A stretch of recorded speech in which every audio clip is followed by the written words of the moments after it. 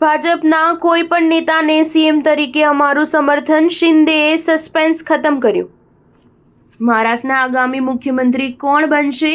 શું એકનાથ શિંદે ખુરશી પર રહેશે કે ત્યાગ કરી દેશે? આ અંગે આજે એકનાથ શિંદેએ પ્રેસ કોન્ફરન્સ કરી છે, જેમાં એકનાથ શિંદેએ સંકેત આપ્યા છે કે મહારાષ્ટ્રમાં ભાજપના મુખ્યમંત્રી હશે. એકનાથ શિંદેએ કહ્યું કે હું ખુલ્લા દિલનો માણસ છું. હું નાનું વિચાર રાખવા વાળો કે નારાજ થનારો માણસ નથી. હું જનતા માટે કામ કરવા વાળો નેતા છું. ભાજપના જે પણ મુખ્યમંત્રી હશે તેને હું સમર્થન આપીશ. મને મુખ્યમંત્રી પદની લાલચ નથી. મેં ક્યારેય ખુદની મુખ્યમંત્રી નથી માન્યો.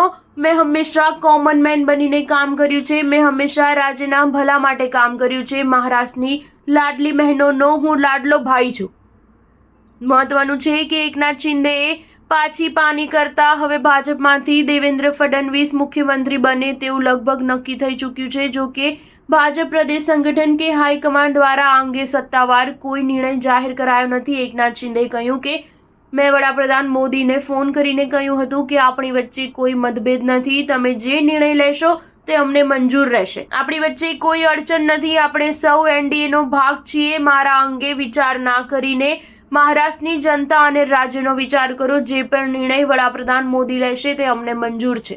નારાજગીની વાત કરતા શિંદેએ કહ્યું કે વડાપ્રધાન મોદી જે પણ નિર્ણય લેશે તે શિવસેનાને મંજૂર છે. મહાયુતિ મજબૂત છે અને અમે સૌ મળીને કામ કરવા માટે તૈયાર છીએ. હું કોઈનાથી નારાજ નથી. મેં અમિત શાહ સાથે પણ વાત કરી કે મારા તરફથી કોઈ સમસ્યા નહીં આવે. તમારો નિર્ણય અંતિમ રહેશે. એકનાથ શિંદેએ કહ્યું કે મેં ક્યારેય ખુદને મુખ્યમંત્રી નથી સમજ્યો. હું હંમેશા સામાન્ય માણસ બનીને જનતાની સેવા કરતો રહ્યો છું. હંમેશા અમિત શાહ અને વડાપ્રધાન મોદીએ મારો સાથ આપ્યો છે. મને મુખ્યમંત્રી બનાવ્યો. હું તેમનો આભારી છું. સ્ટાર ન્યૂઝ 7 હંમેશા સચ્ચાઈની સાથે.